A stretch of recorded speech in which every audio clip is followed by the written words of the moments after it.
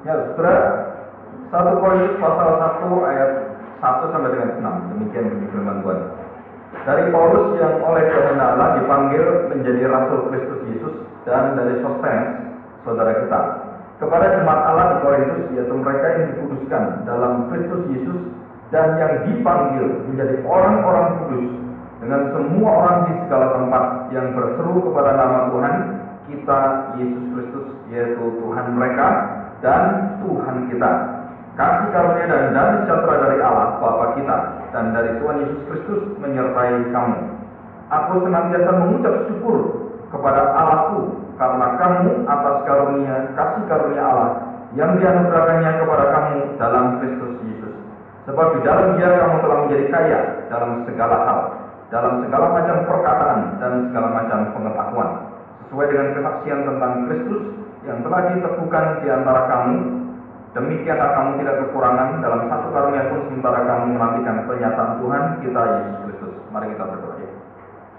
Tuhan, kami sadar bahwa tubuh Kristus adalah bukan hanya milik kami, bukan hanya merupakan satu jaringan yang tertentu, hanya di dalam kelompok-kelompok tertentu, tetapi gereja Tuhan adalah gereja yang bersatu dan yang disatukan dengan kematian dan kebangkitan. Kami percaya Tuhan, ini adalah suatu karunia yang luar biasa dan suatu kuasa yang Kau berikan kepada kami, sehingga gereja-gereja Tuhan dimanapun, jika berkumpul tanpa melihat perbedaan apapun, dan Tuhan Kau menyatukan kami di dalam satu pengajaran-Mu, di dalam satu Bapa, dalam satu iman dan pengharapan serta kasih yang hanya ada di dalam Kristus Yesus. Tuhan, kami tahu bahwa semakin hari semakin mendekati akhir zaman ini, kami semakin menjadi gereja yang terpecah-pecah dan semakin jauh. Tuhan, kami percaya ini bukan kehendak-Mu, tetapi ini adalah sesuatu yang Kau izinkan terjadi, supaya kami belajar bahwa sulit sekali tanpa anugerah dan kekuatan daripada Roh Kudus kami bisa bersama-sama melayani, dan bahkan dengan orang-orang kudus yang tidak pernah kami lihat sekalipun, kami bisa bersama-sama dengan hati sukacita melayani Engkau dan bekerja untuk misi-Mu, Tuhan. Terima kasih Tuhan, dan kami serahkan jam di depan kami. Engkau berikan kami kuasa melalui firman-Mu, dan juga Roh Kudus membantu kami untuk mengerti secara mendalam akan wujud gereja yang sejati. Kami serahkan doa ini di dalam nama Tuhan kami Yesus Kristus. Amin. Nah, saudara, kita kembali. Nah, saudara, kita buka Roma. Sekarang kita lihat Roma. Roma pasal pertama, semua pasal pertama. Demikian ya, ayat 1. Dari Paulus, hamba Kristus Yesus yang dipanggil menjadi rasul dan dikuduskan untuk memberitakan Injil. Jadi dipanggil dan dikuduskan, dipanggil menjadi rasul, dikuduskan, memberitakan Injil Allah. Saudara, itu penting sekali. Mengapa memberitakan Injil harus dikuduskan dulu? Itu merupakan satu syarat yang mutlak, tidak bisa ditawar, ya. Yang kedua, Injil itu telah dijanjikannya sebelumnya dengan perantara nabi-nabinya dalam kitab-kitab suci tentang anaknya yang menurut daging diperanakan dari keturunan Daud, dan menurut Roh kekudusan dinyatakan oleh kebangkitannya dari antara orang mati, bahwa Ia adalah anak Allah yang berkuasa, Yesus Kristus Tuhan kita.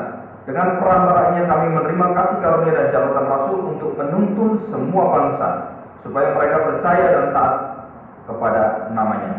Kamu juga termasuk di antara mereka, kamu yang telah dipanggil menjadi milik Kristus. Kepada kamu sekalian yang tinggal di rumah yang dikasihi Allah, yang dipanggil dan dijadikan orang-orang kudus, kasih karunia menyertai kamu dan damai sejahtera dari Allah Bapa kita dan dari Tuhan Yesus Kristus. Nah, surah ini yang pentingnya. Ayat 8 ini penting sekali. Pertama-tama aku mengucap syukur kepada Allahku oleh siapa? Yesus Kristus, atas kamu sekalian, sebab telah tersiar kabar tentang imanmu di seluruh dunia. Hebat sekali itu. Ini cuma di Roma. Nanti ini kita bahas waktu jam kedua ya. Nah, saudara perhatikan baik-baik. Jadi ada ciri khas daripada gereja jemaat yang lokal. Selain terlihat dengan manusia, saudara, gereja lokal yang seharusnya merupakan gereja yang sejati, yang tidak nampak itu, yang hanya oleh mata Allah yang bisa dilihat. Saudara, gereja itu akhirnya menyatakan diri, menampakkan diri menjadi gereja yang nampak secara organisasi. Saudara, semua gereja yang invisible memiliki gereja yang visible. Jadi gereja yang tidak nampak, yang gereja sejati itu, yang disatukan hanya di dalam kuasa Allah, disatukan dalam firman dan di dalam kuasa Roh Kudus. Jadi tiga ini yang menyatukan. Saudara, itu tidak bisa dilihat oleh manusia, tetapi secara persekutuan mereka bisa nampak. Nah, itu disebut sebagai gereja yang nampak. Nah, saudara, waktu mereka ada kasih dan sukacita, serta di dalam pengampunan dosa, dan juga ada saling menerima di dalam hidup mereka, saling mengasihi. Nah, saudara, kita tahu bahwa doa Bapa kami adalah doa orang-orang percaya. Kenapa demikian, saudara? Di dalam doa Bapa kami itu ada beberapa kata yang penting sekali. Tidak ada di sana istilah saya, tidak ada di sana istilah aku, tidak ada di sana istilah yaitu kamu, tidak ada. Saudara. Yang ada adalah kami. Mengapa kami? Karena itu bukan doamu, bukan doa pribadimu, tapi doa gereja Tuhan. Saudara, hanya sekali Tuhan mengajarkan tentang doa yang luar biasa sekali. Setelah itu, saudara, tidak ada doa yang diajarkan seperti ini. Singkat, jelas, dan seluruh doktrin ada di sana. Mulai dari doktrin Allah, doktrin gereja, doktrin semua ada di sana, lengkap sekali. Nah, nanti suatu hari saya akan bahas ini ya. Saya lagi merencanakan ada satu seri teologi doa yang mungkin gereja-gereja perlu untuk menggarap ini. Jadi yang digarap pertama kali adalah doa Bapa kami.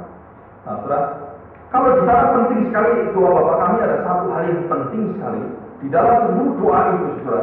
Ada doa yang lebih dalam dari doa Bapa kami itu, khususnya di dalam kata-kata itu ada yang lebih fokus di dalam doa Bapa kami, yaitu apa, saudara? Pengampunan dosa. Saudara, kebutuhan manusia yang paling dalam, kebutuhan gereja yang paling dalam, itu ada di dalam doa Bapa kami. Selain makanan pada hari ini, Tuhan berikan kepada kita. Bukan esok, bukan masa lalu, bukan kemarin, tapi hari ini Tuhan jamin.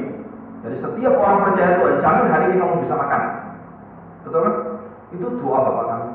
Tetapi apakah hanya makanan yang dijamin Tuhan? Bukan, ada satu kebutuhan yang mendasar dan gereja harus tahu ini.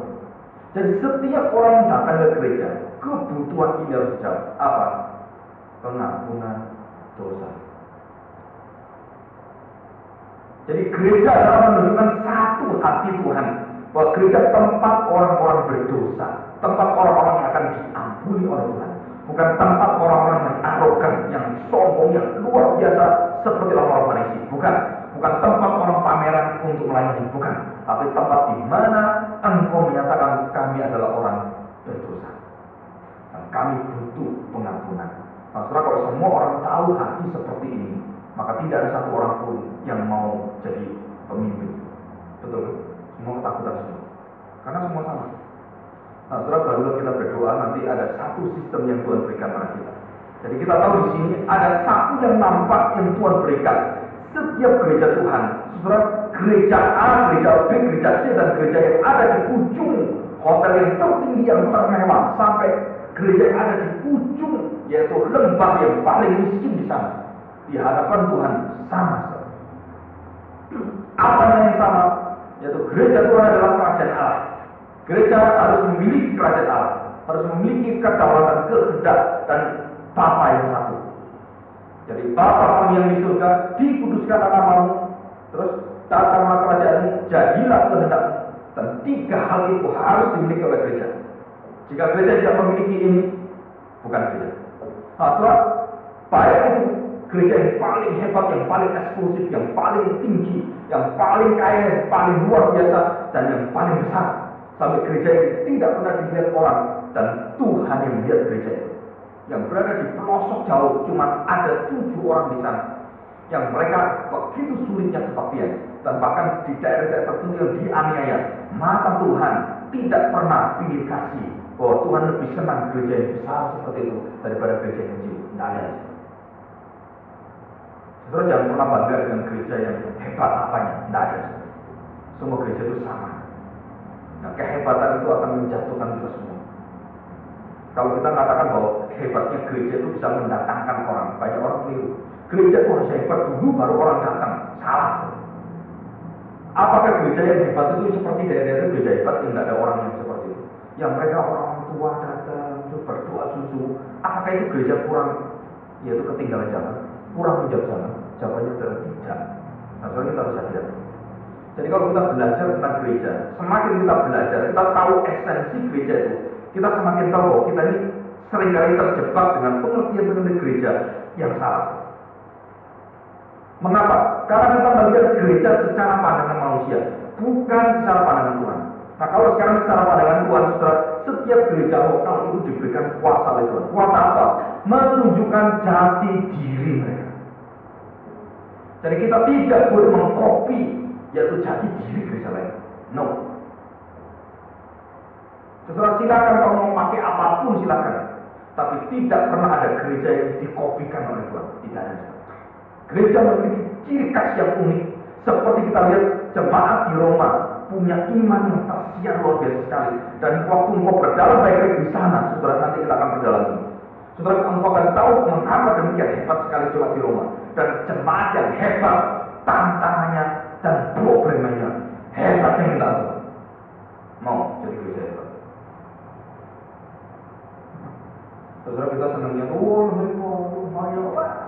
Saudara, kalau belajar dari Alkitab kita terkejut sekali. Mengapa Rasul Paulus harus tulis surat untuk dua gereja yang rusaknya luar biasa sekali? Satu gereja di Roma, satu gereja di Korintus. Kenapa? Gereja hebat, talentanya luar biasa sekali, pekerjaannya luar biasa, dan pemimpinnya nomor satu. Tapi apa yang terjadi? Kekacauan, kehancuran di sana. Saudara, kita harus sadar ya. Kadang-kadang kalau saya bicara seperti ini, saudara, hati saya itu gentar sekali melihat gereja di mana saya berada. Saya lebih daripada 10 gereja. Saya sudah melayani gereja-gereja bermacam-macam sampai terakhir di tempat ini. Saudara, problemnya sama. Semakin seseorang itu ingin hebat, di situ kehebatan permasalahan itu semakin nampak. Semakin orang ingin hidup yang betul-betul miskin di hadapan Allah, di situ kuasa Allah itu nampak. Semakin kita mau hebat-hebatan itu, semakin hancur. Tapi semakin kita miskin di hadapan Tuhan, dengan rendah hati, persembahkan kepada Tuhan, kuasa Tuhan itu berikan. Tidak pernah ada satu gereja yang digerakkan Tuhan untuk membangkitkan zaman gereja yang besar. Saudara, catat baik-baik perkataan. Tidak pernah gereja besar itu digerakkan Tuhan untuk menggerakkan zaman. Tapi gereja yang besar itu berasal dari gereja yang kecil sekali, yang Tuhan berkati, yang Tuhan ledakan dengan kuasanya itu. Dan itulah gereja. Baru gereja besar. Tapi asalnya dari mana? Dari gereja yang sangat miskin, sangat menderita. Kecuali gereja-gereja yang salah, saya tidak tahu ya. Kalau gereja yang salah ya biarin aja. Nah, saudara, ciri khas daripada jemaat di Roma tahu, di Korintus tahu, di Efesus tahu, di mana-mana ada gereja di situ ada ciri khasnya. Saudara, ciri khasnya adalah tidak bisa dicari. Penting. Ciri khasnya tidak bisa engkau cari dan engkau berusaha mencari ciri khas. Oh, ciri saya itu kayak gini, modelnya, rambutnya seperti ini. Nggak bisa. Kenapa? Itu bukan ciri khasmu. Semua ciri khas manusia itu rambut seperti ini. Oh, kayak Edi Diana dulu, kayak Edi Diana semua Edi Diana. Ya kan? Sekarang modelnya apa rambutnya semua ikut semua seperti itu. Nah, saudara, apakah itu diri kita? Tidak. Itu hanya model. Tetapi diri kita memiliki yang lain. Kita punya ciri khas sendiri. Dan gereja Tuhan, khususnya gereja lokal, harus menggali diri dan tahu dirinya berada di mana dan keunikan dia di hadapan Allah itu apa. Dan gereja yang mencari ciri khas itu adalah gereja yang sudah Tuhan berikan ciri khas itu. Dan Tuhan tidak pernah yaitu membiarkan kita mencari sendiri, tidak. Tapi Tuhan memberikan anugerahnya ciri khas itu. Jadi jemaat di Roma dengan ciri khasnya sendiri, jemaat di Korintus, di Efesus, baik itu di Kolose semua punya ciri khas semua. Jadi secara nampak itu adalah ciri khas mereka. Nah, soal ciri khas ini sangat luar biasa sekali kalau kita lihat. Ada satu gereja semua itu kalau besok pakai baju putih-putih, putih itu semua. Ada satu gereja itu pakai hitam-hitam semua. Serem juga gitu. Pokoknya baju hitam, apapun hitam. Giginya putih. Semua hitam. Sampai pendetanya itu hitam semua. Jadi semua jadi hitam semua. Ada yang putih semua. Ada yang hitam putih variasi. Ada yang macam-macam. Nah itu yang nampak. Ada satu yang nampak. Wah, ini gereja. Kalau saya di Surabaya ada gereja GBPS. Saudara, ciri khas gereja itu nama sekali apa? Gereja tukang becak dan tukang bakso. Jadi yang datang itu rakyat semua datang, aku becak-becak. Soalnya kalau minggu becak itu ratusan. Gereja tukang becak dan tukang bakso. Ada gereja khusus, yaitu orang-orang kebun teh. Ada di Jawa Tengah. Jadi orang-orang kebun teh, emak-emak itu yang bagian bikin kebun teh itu, saudara, mereka berkumpul jadi satu gereja. Ada. Ciri khasnya adalah gereja kebun teh. Jadi mereka nampak sekali bagaimana hidup mereka dibentuk oleh Tuhan dengan seluruh kultur geografis, sampai bentuk manusianya, sampai sukunya semua dibentuk luar biasa dan unik sekali. Tiap gereja lain. Nah, saudara, kita terjebak terus dengan apa? Kehebatan gereja-gereja yang di atas sana. Kenapa kita selalu ingin gereja yang di atas, kok tidak gereja yang di bawah? Ayo, saya tanya. Mau meniru gereja seperti bawah tanah? Pak, jangan bawah tanah, kita atas tanah. Ya kan? Kita selalu kebahagiaan di atas tanah. Siapa yang mau seperti gereja bawah tanah? Coba kan kulturnya lain. Nah, saya katakan betul, kultur lain. Nah, kalau kulturnya di Amerika seperti itu, kamu pakai di sini, sesuai itu kesalahan besar. Ada prinsip-prinsip yang diterapkan, saya percaya ada. Tetapi kultur dan ciri khas gereja kita itu lain. Nah, ini yang harus dicari. Dalam artian Tuhan yang sudah berikan itu, kita mencari sesuatu yang sudah Tuhan anugerahkan sampai betul-betul itu semakin tajam sehingga warnanya itu semakin jelas. Sesuai itu kita. Karena Tuhan sudah berikan. Lain kan? Kalau Tuhan belum berikan, kamu cari itu setengah mati. Tapi kalau sudah diberikan, berarti kita sudah terima. Jadi carilah dulu kerajaan Allah, bukan berarti kerajaan Allah itu di luar sana. Sudah di sini. Mengapa dicari? Saya tanya, kenapa harus dicari? Apa artinya mencari kerajaan Allah? Saudara, engkau hidup terus dituntut dengan kerajaan Allah. Prinsip-prinsip itu. Nah, itu artinya mencari kerajaan Allah. Sampai kapan? Sampai Kristus itu datang menyambut engkau. Nah, itu ketemu di sana terakhir. Ya, puji Tuhan ya. Oke, ini ciri khas. Nah, saudara, beberapa juga di Efesus. Coba kita lihat di Efesus. Efesus pasal yang pertama. Ayat 5 ya, mulai dari ayat 5. Nah, Efesus pasal 1 ya. Nah, saudara perhatikan baik-baik ayat yang 4, ayat 4. Sebab di dalam Dia Allah telah memilih kita sebelum dunia dijadikan supaya kita kudus tak bercacat di hadapannya. Ini gereja yang tidak nampak. Jadi dari mata Allah, saudara mengerti ya. Dan kemudian ayat yang kelima, dalam kasih Ia telah menentukan kita dari semula oleh Yesus Kristus menjadi anak-anaknya sesuai dengan kerelaan kehendaknya, supaya terpujilah kasih karunia-Nya yang mulia yang dikaruniakan kepada kita di dalam Dia yang dikasihinya. Sebab di dalam Dia dan oleh karenanya, ini bukti sejarah, kita beroleh penebusan, yaitu pengampunan dosa menurut kekayaan kasih karunia-Nya yang dilimpahkannya kepada kita dalam segala hikmat dan pengertian. Sebab Ia telah menyatakan rahasia kehendaknya kepada kita sesuai dengan rencana kerelaannya, yaitu rencana kerelaan yang dari semula telah ditetapkannya dalam Kristus. Saudara yang sebagai persiapan kegenapan waktu untuk mempersatukan di dalam Kristus sebagai kepala segala sesuatu baik yang di surga maupun yang di bumi. Aku katakan di dalam Kristus karena di dalam Dia lah kami mendapat bagian yang dijanjikan. Kami yang dari semula ditentukan untuk menerima bagian itu sesuai dengan maksud Allah yang di dalam segala sesuatu bekerja menurut keputusan kehendaknya, supaya kami yang sebelumnya telah menaruh harapan pada Kristus boleh menjadi puji-pujian bagi kemuliaannya. Yang terakhir, 13 ya. Di dalam Dia kamu juga, karena kamu telah mendengar firman kebenaran, yaitu Injil keselamatanmu, di dalam Dia kamu juga ketika kamu percaya dimeteraikan oleh Roh Kudus yang dijadikannya. Setelah ini adalah visible dan invisible.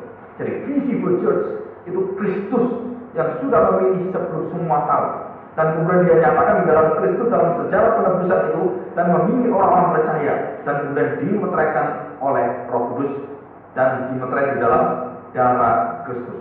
Setelah ini adalah mulai dari fakta sejarah sampai di dalam kekekalan. Nah, ini terjadi. Nah, saudara, di Efesus. Jadi jemaat di Efesus, pertama kali Efesus bukan untuk jemaat Efesus. Saudara, surat Efesus adalah tidak dinampakkan itu keunikan jemaatnya di mana. Enggak. Tetapi kalau engkau lihat pada pasal yang terakhir ya. Coba kita lihat pasal yang terakhir. Saudara, pasal terakhir. Di situ ada anjuran Paulus tentang pelayanan yang luar biasa sekali. Nah, juga tidak disebutkan di sana banyak orang seperti kitab-kitab yang lain. Nah, saudara perhatikan baik-baik ya. Ayat yang ke-17, pasal 6 ayat yang ke-17.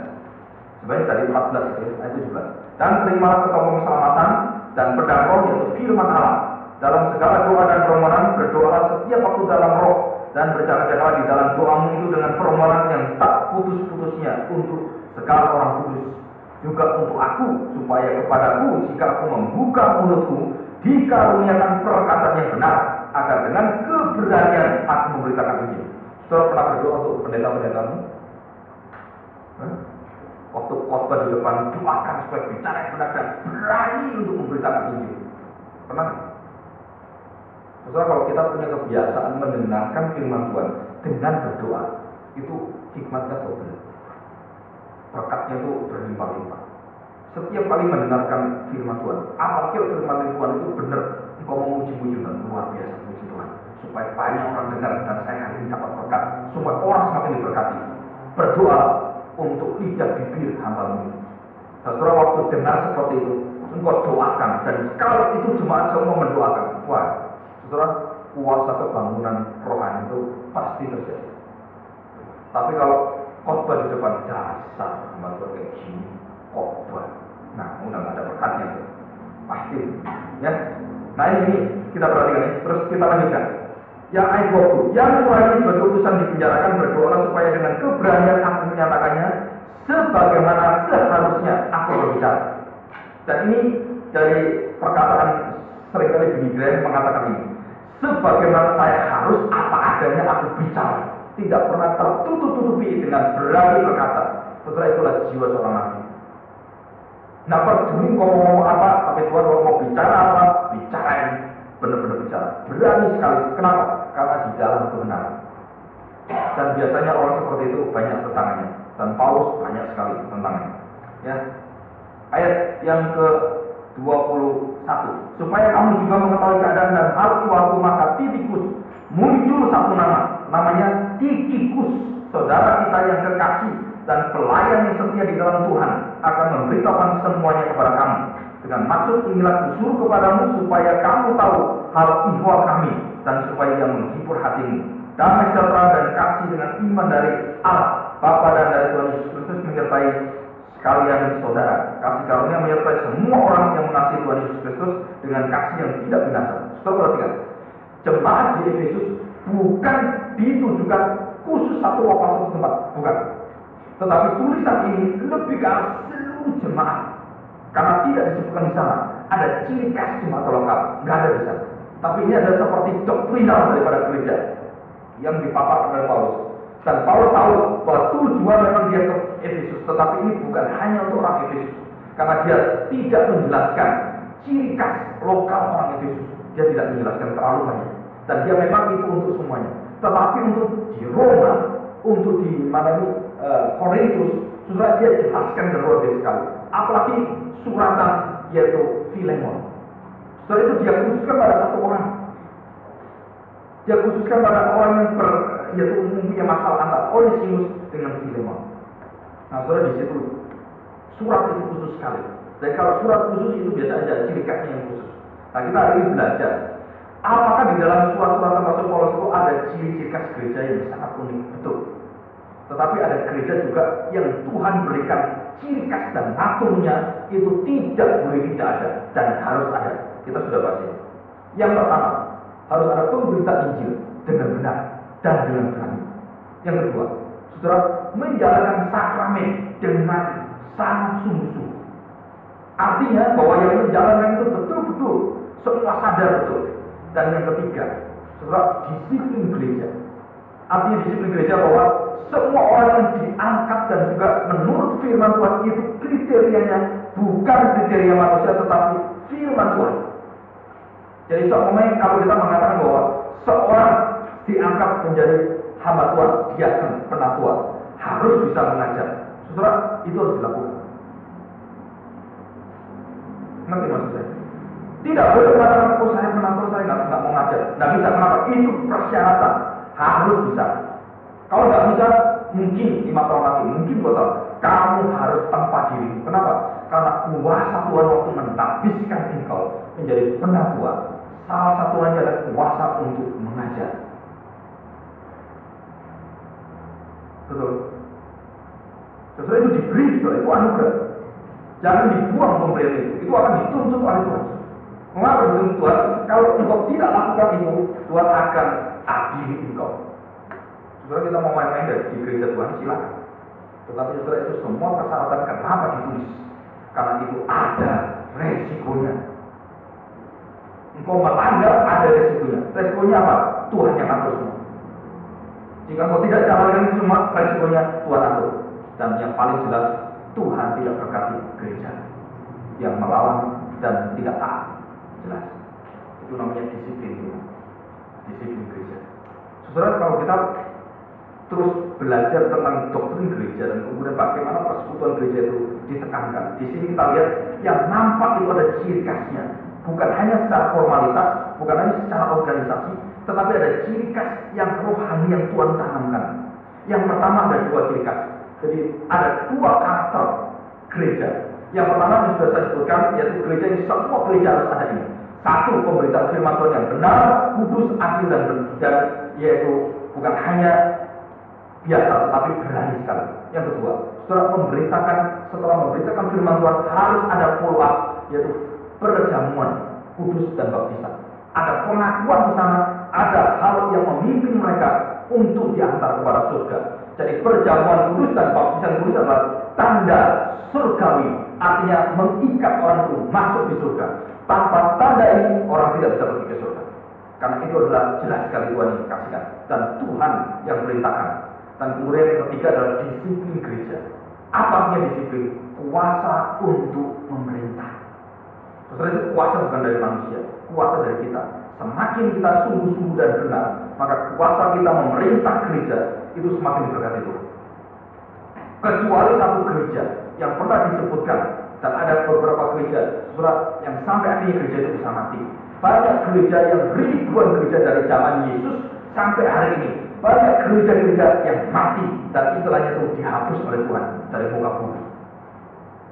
Dan tidak ada gereja Tuhan. Kenapa? Sebabnya cuma satu. Sebabnya mereka tidak melakukan ketiga hal itu. Dan yang paling banyak di Indonesia adalah hal yang ketiga. Apa itu? Disiplin gereja. Saudara, perhatikan. Kenapa? Karena itu tentang aturan, tentang ordo, tata tertib semua. Dan persyaratan-persyaratan itu jelas sekali di Alkitab. Kenapa orang katakan, aku Pak, saya terlalu jauh? Memang, tidak ada satu orang pun yang bisa memenuhi standar kriteria persyaratan itu. Tetapi, ingat baik-baik, Tuhan memberikan kuasa pada engkau. Dan engkau akan menuju kepada yaitu yang Tuhan berikan. Jangan sampai ada satu orang yang dipilih seperti itu mengatakan, aduh saya kejebak, sorry.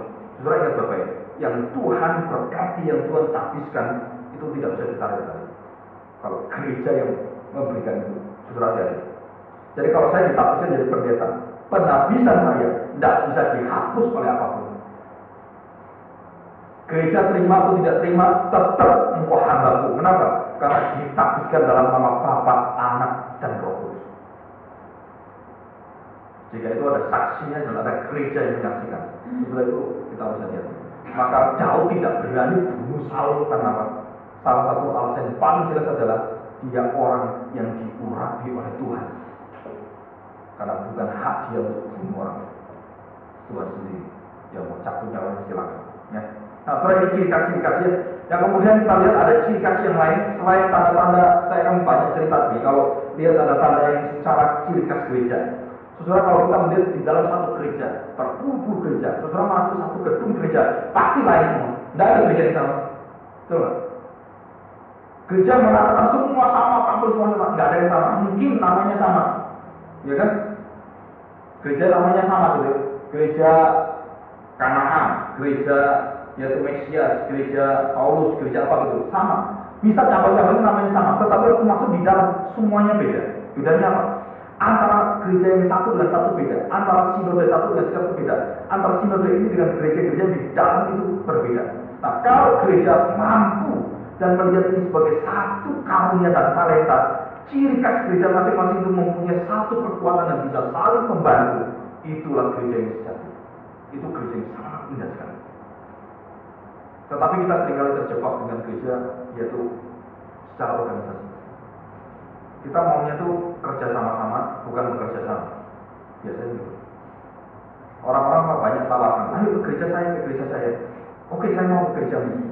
Mau boleh nggak jemaatmu ke gereja saya? Enggak boleh. Tapi kalau kamu ke saya boleh. Itu bukan kerja sama, itu kerja bersama-sama. Jadi setelah itu nggak boleh lagi. Banyak gereja seperti itu. Silakan datang, tapi jangan bawa ini keluar. Tarik jemaat, tapi nggak boleh semuanya keluar. Saya tanya sekarang, coba pikirkan ya. Ini pertanyaan yang begitu serius di atas sana. Coba pikirkan ya. Saya memikirkan ini dan kemudian saya melihat kondisi gereja. Boleh tidak satu gereja, saya bilang jemaat, kemudian beribadah di gereja yang lain? Coba ya.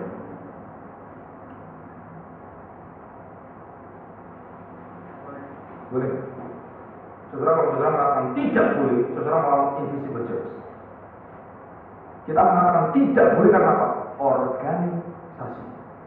Tetapi secara tubuh Kristus, saudara berhak beribadah di mana-mana. Tapi sekarang gereja maunya ini milik saya, tidak boleh kamu kemana-mana. Maunya kan gitu. Saya tahu ada tanggung jawab, gereja lokal ada tanggung jawab, keanggotaan ada tanggung jawab. Tetapi keanggotaan kita sekali lagi, saudara, bukan karena tanda tangan dari pemimpin gereja, tetapi dari kepala gereja sejati, Yesus. Saudara, ini sesuatu yang sulit sekali. Walaupun di dalam seluruh struktur itu ada semacam pertentangan, sebenarnya tidak. Maka saya bersyukur sekali jika ada seorang tiba-tiba dipimpin oleh Tuhan. Seorang hamba Tuhan atau siapa gitu, Pak, saya dipimpin apa? Saya mau tempat yang jauh, mau mengabarkan berita Injil, dirikan gereja di sana, atau bergabung dengan gereja yang lain, mau mengabarkan Injil. Saudara, jangan pernah dilarang orang seperti itu. Kenapa? Itulah orang yang sadar betul-betul kerajaan Allah itu besar sekali, bukan dibatasi dengan gereja lokal. Saudara, ini pengertian-pengertian semakin kita buka wawasan, kita akan tahu bahwa kita seringkali diikat kaki kita dengan organisasi, tradisi, dan waktu yang tidak mengenai. Kenapa gereja kita nggak bisa berkembang? Saudara, kenapa gereja terbelenggu? Jawaban cuma satu, karena kita tidak sadar apa itu gereja. Nggak pernah sadar. Kita bergereja ini terus akan jadi berlima tahun, terus ya, jadi pengkhotbah, tapi nggak pernah sadar gereja itu apa sih. Di dalam pelayanan kita seringkali seperti itu. Saudara, lihat Paulus, lihatlah rasul-rasul. Mereka rasul-rasul tidak pernah diikat oleh satu gereja. Saudara, kalau mau tahu betul-betul ya, di dalam firman Tuhan, saudara baca baik-baik. Kalau mau betul-betul tahu hati Tuhan, pejabat-pejabat seperti gereja, diaken, penatua, dan juga pengurus-pengurus itu diikat oleh lokal, tetapi hamba Tuhan tidak boleh diikat. Termasuk sebenarnya diaken pun kalau memberitakan Injil tidak boleh diikat oleh gereja. Kenapa? Stefanus mati pertama kali bukan di gereja. Di mana? Memberitakan Injil keluar gereja, dan dia mati dibunuh di depan ruang bait Allah. Saudara, ini jiwa gereja. Saudara, kalau melihat, jangan senang engkau punya hamba Tuhan yang senang video, wah ini, saudara, yang cuma dia untuk seperti itu terus, waduh rajin. Saudara, bukan. Apa itu gereja? Bukan. Nah, kalau kita belajar tentang bagaimana gereja yang sejati, semakin kau belajar, kau semakin tahu. Jadi kalau saya Pak jemaat di sini, tiba-tiba Tuhan berikan saya satu kuasa untuk memberitakan Injil. Saya tanya, udah boleh kamu di sini beritakan Injil di sini, tidak boleh yang lain. Saudara, mengapa bangsa Israel dibuang oleh Tuhan? Karena ini. Saudara tahu maksud saya? Kenapa bangsa Israel dibuang oleh Tuhan? Karena dia tidak mau menyatakan keselamatan dan berita keselamatan sukacita kepada bangsa lain. Dan kegagalan itulah yang Tuhan Yesus tidak mau ulang di dalam gereja Tuhan. Tetapi gereja Tuhan membangun kembali runtuhan bait Allah. Ambil batunya satu-satu, dibangun kembali. Dan lebih suka membangun bait Allah itu secara organisasi. Tetapi secara esensinya, secara rohnya, saudara, kita seringkali kehilangan makna gereja. Setiap hari Minggu saudara datang ke gereja, saudara jangan bangga, aduh saya bisa datang tiap minggu. Saudara, ke gereja yang sejati adalah di luar hari Minggu. Ngerti ngomong saya? Ngerti maksud saya? Saudara, gereja yang sejati itu bukan waktu kau datang hari Minggu. Selain hari Minggu, itulah menunjukkan kamu ke gereja sejati. Hidupmu itu jadi gereja Tuhan, enggak di dalam pekerjaan, di dalam pelayananmu, di dalam toko, di dalam apapun sebagai profesimu, di situ engkau jadi gereja Tuhan. Nah itu sudah. Nah kalau konsep ini tidak ada di dalam gereja, sudah gereja mau apa? Saudara? Itulah kembali pada Allah itu dibangun terus, utak-utak tidak lalu. Sampai kapan? Sampai mati sendiri. Saudara tahu gereja seperti di Jerman, seperti di Inggris semua mati semua. Jadi gedung-gedung tua seperti itu. Bahkan jadi museum, ada yang jadi restoran, ada yang jadi batu pijat. Gereja jadi batu pijat. Suatu hari kita nggak tahu 100 tahun kemudian apakah tempat ini tetap seperti ini. Saya bisa jawab. Karena gereja itu bukan ini, gereja itu sini. Saudara dari awal saya sudah mengatakan apa arti gereja. Saya jelaskan dalam yaitu kuliah pertama dan kuliah kedua tentang ciri-ciri khas gereja. Dan yang ketiga dan sekarang yang terakhir kita bahas lebih khusus lagi. Nanti term yang kedua kita bahas tentang pemerintahan gereja ini. Waduh, itu sulit sekali. Tetapi kita akan belajar dari firman Tuhan supaya kita dibersihkan dari racun-racun kekuasaan dunia, politik, ekonomi, dan bagaimana meracuni seluruh pikiran dan gereja Tuhan. Harus dibersihkan. Nah itu memang kalau dibersihkan sakit. Kenapa? Karena itu penyakit. Karena itu semua itu kan racun. Racun itu sakit sekali. Dan itu harus diobati. Dan pelan-pelan harus. Dengan apa? Dengan firman Tuhan. Kembali pada firman Tuhan. Nah kita akan masuk di dalam personalitas dan yaitu organisasi. Ya kita lihat yang bawah ini ya. Saudara perhatikan baik-baik. Organisasi yang hidup mulai dari yang dunia sampai gereja. Saudara teliti baik-baik. Saudara masuk ke bank BII, pernah BII, masuk bank BCA, masuk Citibank. Nah, saudara langsung terasa bedanya. Value mereka, moral mereka, ciri mereka, disiplin mereka, langsung sudah bisa nilai. Wah ini kalah, ini kalah. Masuk sekolah juga sama, sekolah yang Kristen atau nggak Kristen atau sekolah apapun masuk. Saya nggak perlu label-label mau apa, tapi masuk sekolah dia. Begitu mau masuk langsung kaku. Kenapa kaku? Ini punya nilai yang besar. Saudara, seorang yang hebat sekali, CEO atau super CEO dari Citibank diambil, gitu ya, ditempatkan di Bangladesh dan memimpin satu bank yang gede, ditempatkan di Kanada, ditempatkan di Hong Kong, mana gitu. Super CEO dari Citibank yang sangat terkenal nomor satu bank nomor satu dunia, diambil. Wah ini hebat sekali. Super CEO ditempatkan di tempat kan diambil ini kan tempat yang lingkungannya bukan Citibankers, di tempat yaitu yang lain. Berhasil nggak?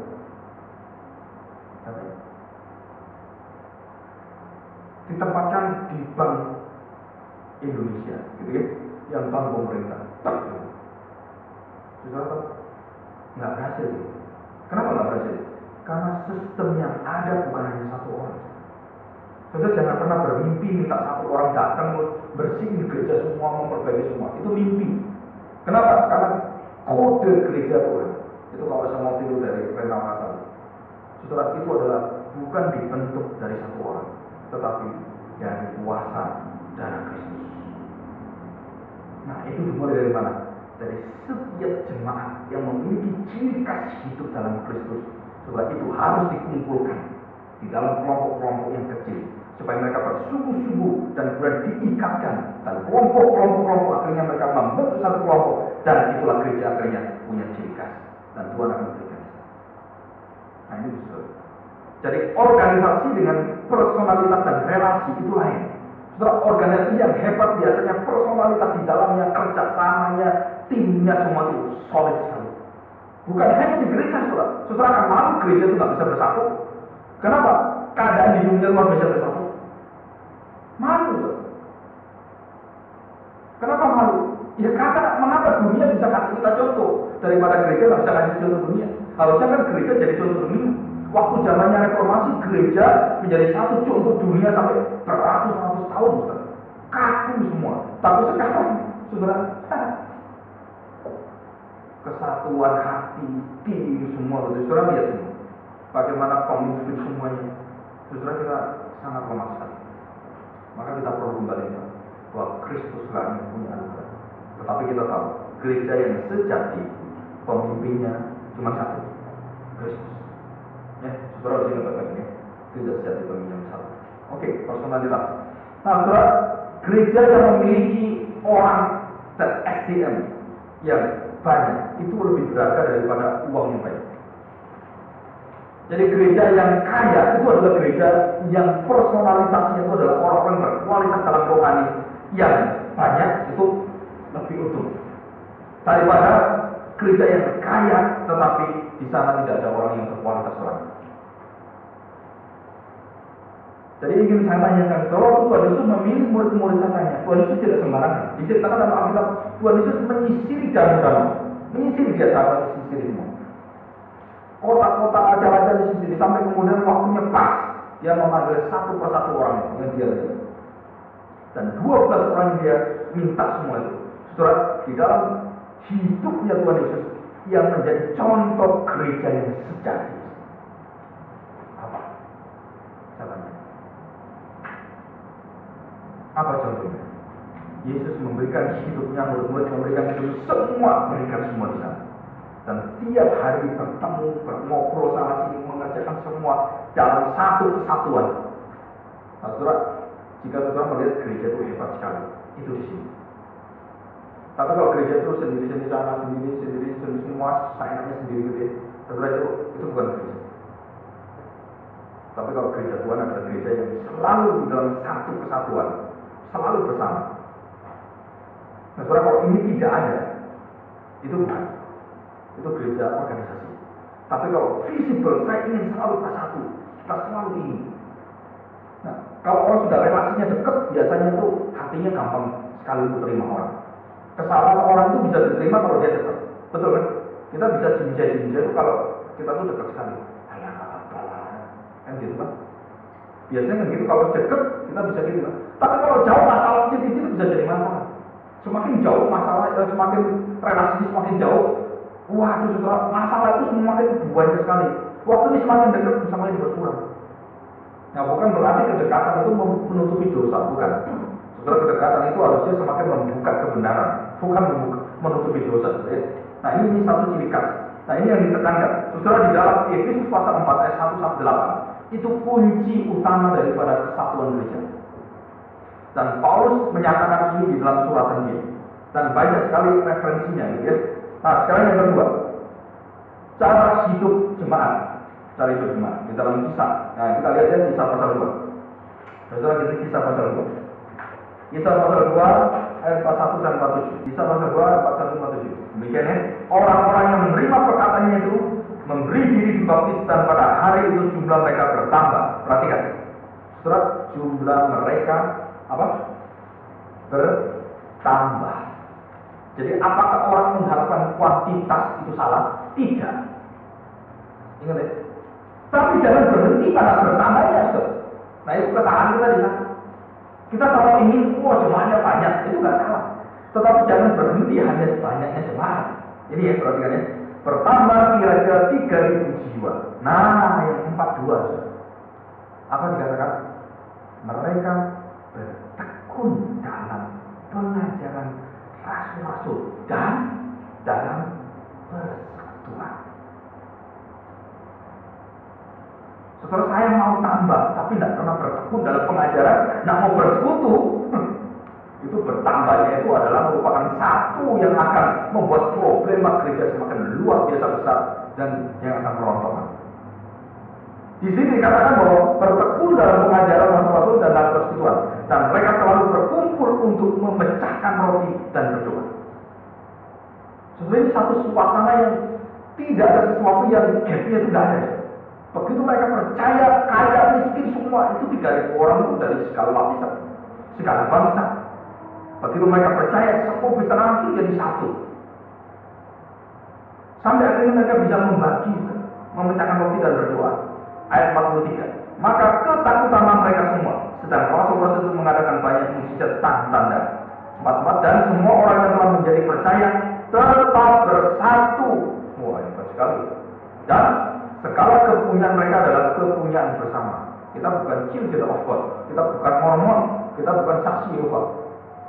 Tetapi di sini jelas sekali dikatakan bahwa ciri khas gereja yang sejati adalah saudara tidak pernah mengatakan bahwa ini milik saya. Tidak pernah ada satu wilayah kekuasaan ini milik saya. Orang lain tidak boleh macam-macam. Jangan ngatur-ngatur saya. Ini adalah milik saya. Kamu jangan macam-macam karena saya lebih pintar dari kamu. Saya hamba Tuhan, kamu hamba siapa? Nah, gitu kan? Kan semua kan kalau orang gereja mengatakan, wah pendeta itu hamba Tuhan. Yang lain hamba setan gitu. Hah? Saya tanya. Hanya pendeta yang hamba Tuhan itu, penginjil hamba Tuhan. Yang lain hambanya siapa? Semua itu hamba Tuhan. Nah, waktu mereka mengerjakan ini, mereka bersatu di dalam satu kesatuan. Mulai daripada hidup mereka, dari hati mereka disatukan. Bukan hanya hati, perasaan mereka disatukan. Bukan hanya perasaan, saudara. Tindakan mereka dan bahkan sampai harta benda mereka itu bisa disatukan oleh Tuhan. Saudara mau ikut Tuhan? Punya risiko berat. Kekayaanmu itu adalah milik gereja. Mau? Semua lihat saya. Yang benar aku. Hah? Yang benar ini benar. Bukan nggak benar, ini benar. Ini firman Tuhan. Oh Pak, itu kan bisa marah itu kan sekarang tidak. Tidak, prinsipnya sama. Saudara prinsip apa? Engkau miskin di hadapan Allah. Itu prinsip. Jadi jangan pernah merasakan bahwa ini adalah milik keluarga saya. Tidak boleh yang lain. Jangan. Maka saya bisa merasakan hati orang tua, papa saya. Kenapa dia itu bisa kasih ini. Di situ. Dulu saya nggak pernah bisa terima, tapi waktu belajar rumah Tuhan, saya bisa terima. Kenapa? Itu memang merupakan satu panggilan hati. Ya. Oke, kita lanjutkan. Nah, saudara, yang utama adalah di dalam gerakan gereja, selain daripada hubungan relasi, saudara, yang lebih dalam lagi adalah hubungan di dalam kekuatan, yaitu ciri khas gereja Tuhan. Jadi artinya begini, kalau ciri khas kita adalah mempunyai satu buah ketokohan, buah pendamaian, dan juga buah daripada kerajaan Allah serta buah Roh Kudus, saudara, ciri khas kita yang mengikat kita itu bukan perkara-perkara perselisihan duniawi, tetapi apa? Damai, sukacita. Nah itu harus dikejar. Tapi kalau kita suka musuhi orang, saudara, jangan ke gereja. Lebih baik ke pertandingan kering-kering. Itu cocok. Ya, itu siapa? Cocok. Kenapa? Mau cari pertengkaran kan? Tapi kalau di gereja, saudara, apa yang harus kita nyatakan di sana? Membangun penuh kasih, pengampunan, setia, sabar, tekun. Keluar di sana.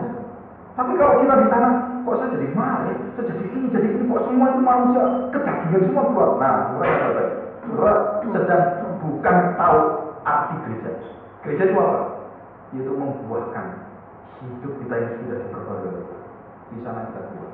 Nah, engkau akan bertemu dengan orang-orang yang sama, yang mempunyai hidup yang baru, disatukan oleh Tuhan. Kemudian bertemu lagi dengan yang lain disatukan Tuhan. Dan inilah yang akan membentuk gereja yang sejati. Dan saya percaya, saudara, kalau saudara percaya hal ini, janji Tuhan, jika orang-orang seperti ini bertekuk lutut di hadapan Tuhan, menangis bersama dan berdoa, saudara, tidak ada pemerintahan, bahkan tembok iblis pun bisa runtuh. Saudara percaya? Saya lagi gerakkan banyak orang. Saya ingin mereka sadar betul-betul. You ingin pembaruan ini semua, oke. Tapi mulai dengan apa? Saudara jelas dulu, kamu tahu siapa diri. Dengan kerendahan hati, dengan kemiskinan di hadapan Tuhan, engkau mau bersungguh-sungguh baru akan digerakkan oleh Tuhan. Dari mulai 1-2 orang berkumpul, 3-4 orang terus, biarkan tetap aja. Dan semua kalau kita berseru bersama-sama di dalam nama Tuhan, Tuhan berikan kami gereja yang sehat, yang baik. Saudara, semua yang dibangun oleh iblis yang lalang, bukan gandum itu, akan rontok satu-satu. Dan kita akan naik. Dan berapa waktu kita tahu. Saudara, di dalam sejarah gereja, mulai dari gereja yang begitu rumit, mulai dari gereja yang di Peru, gereja di Asia, sampai gereja di India, semua sudah dipelajari lebih baik. Rahasianya cuma satu, yaitu Kisah Pasal 2. Jika mereka berkumpul, mereka bertekun di dalam doa, di dalam pengajaran, dan bersekutu bersama, iblis pun lari. Dan itu yang paling dibenci orang. Bahkan ada suatu hari orang yang bersekutu seperti itu, orang katakan, buat apa orang seperti itu, mencari-cari seperti itu. Saudara, itu semua dari iblis semua. Kalau kita mau bersungguh-sungguh bertakwa di hadapan Tuhan, banyak perkataan yang tidak benar keluar. Saudara, itu membuktikan engkau sedang dibukakan gereja yang sejati dan tidak engkau lihat satu persatu. Tanggapan orang di dalam seluruh daripada kasih yang kita jalankan itu akan nyata sekali. Kenapa? Karena mereka akan dipakai dengan kedagingan mereka atau dipengaruhi oleh setan. Dan itulah yang memecahkan gereja paling banyak. Saudara, itu kasihan sekali. Gereja-gereja kasihan sekali. Kemarin ada beberapa gereja dari Surabaya berbicara dengan saya. Dia mengatakan, Pak, mengapa yang benar itu selalu sulit hidup dalam gereja? Saya katakan kembali. Harusnya yang benar itu hidup gampang di gereja, yang nggak benar itu lebih sulit. Betul? Kenapa? Karena gereja dan pengertian kita adalah organisasi. Nah, kalau organisasi, saudara, itu yang berkuasa, itu yang punya satu kuasa.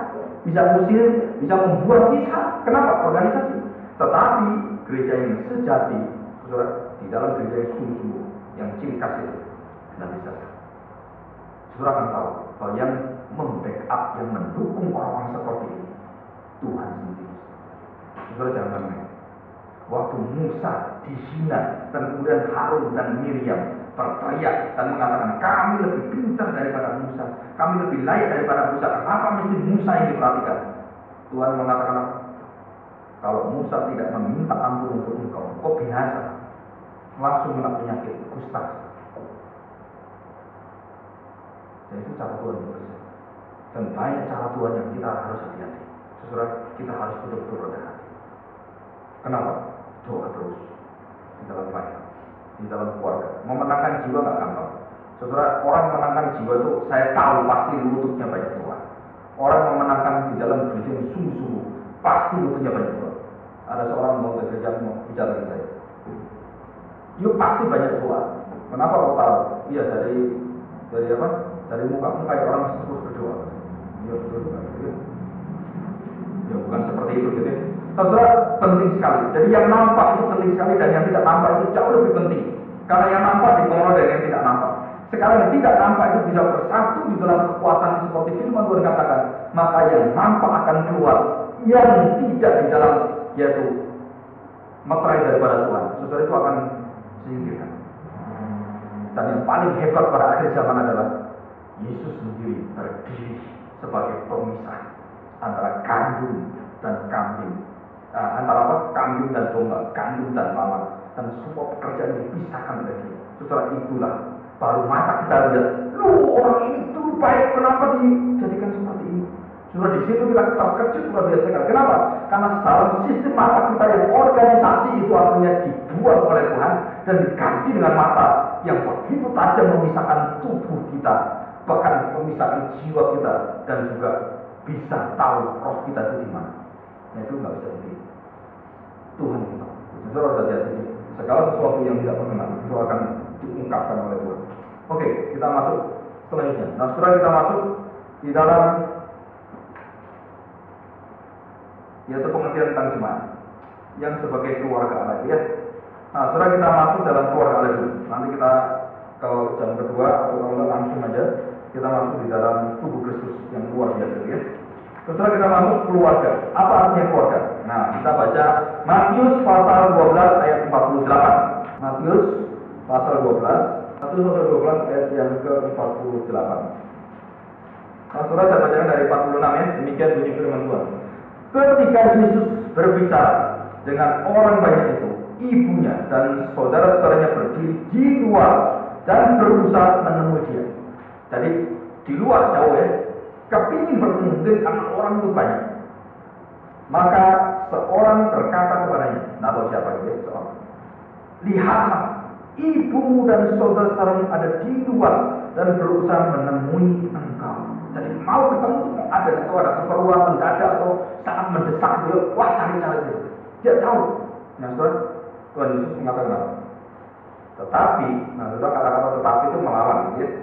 Tetapi jawab Yesus pada orang yang menyampaikan berita itu kepadanya, siapa ibuku dan siapa saudara-saudaraku? Lalu katanya sambil menunjuk ke arah murid-muridnya. Di situ ada bukan hanya dua murid, yang lain banyak perempuan bersama. inilah ibuku dan saudara-saudara.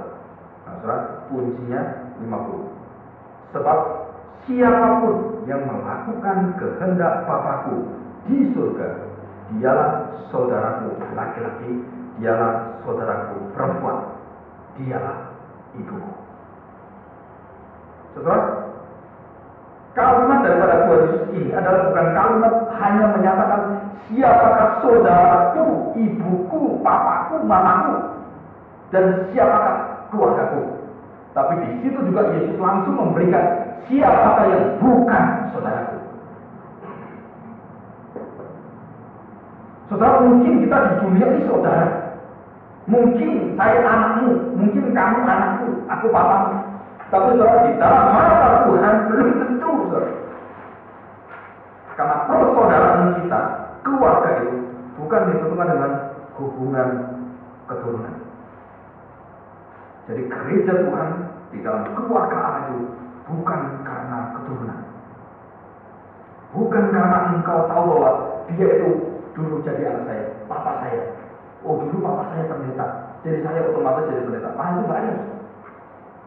Nah, saudara, di sini Tuhan Yesus ingin menjelaskan di dalam seluruh prinsip kerajaan Allah, saudara, siapapun, baik dia di gereja Isa Al-Masih, di gereja yaitu Injil, di gereja Reform, di gereja yaitu jemaat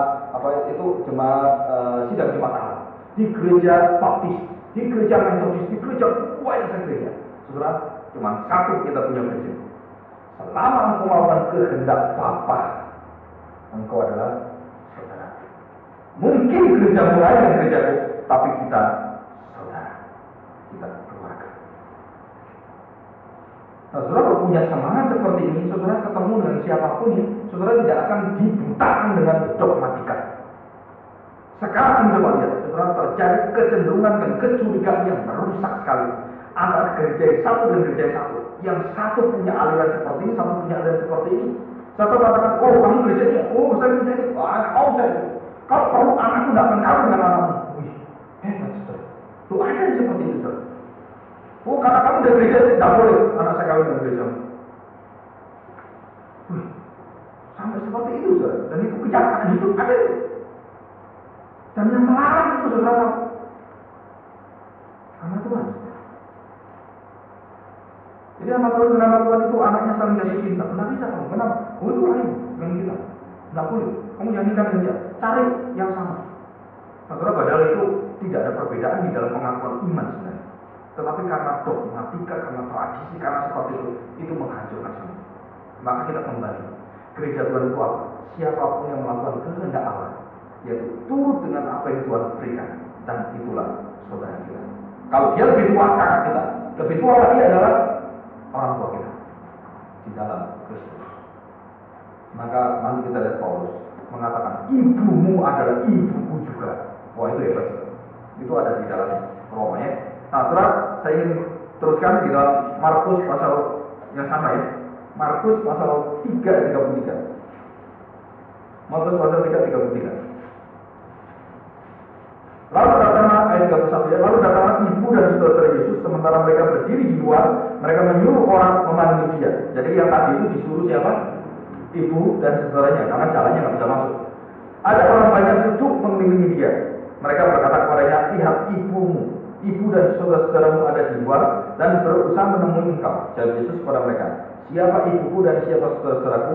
Ia melihat kepada orang-orang yang duduk di sekelilingnya itu dan berkata, ini ibuku dan saudara-saudaraku. Barang siapa melakukan kehendak Allah, ini kehendak Allah, dialah saudaraku laki-laki, dialah saudaraku perempuan, dialah ibuku. Saudara, ini paralel. Jadi di situ dijelaskan sekali bahwa Yesus tidak pernah melihat mata di dalam mata ilahi, bahwa saudara di dalam keluarga Allah itu ditentukan dengan kedagingan, ditentukan dengan keturunan. Tidak. Nah, sekarang bagaimana engkau berani mulai hari ini engkau melihat matamu dan melihat dengan mata Allah, yaitu kepala gereja Kristus sendiri, dan melihat setiap orang yang setia di dalam Tuhan, setiap orang yang sungguh-sungguh melakukan kehendak Allah, engkau berani sebut saudara. Walaupun dia orang negro, Walaupun dia orang kulit putih, walaupun dia orang yaitu Papua, walaupun dia orang dari yaitu Sumatera Utara, walaupun dari Banjarmasin, walaupun dari yaitu orang Dayak, saudara berani mengatakan saudara. Nah, itu gereja sejati.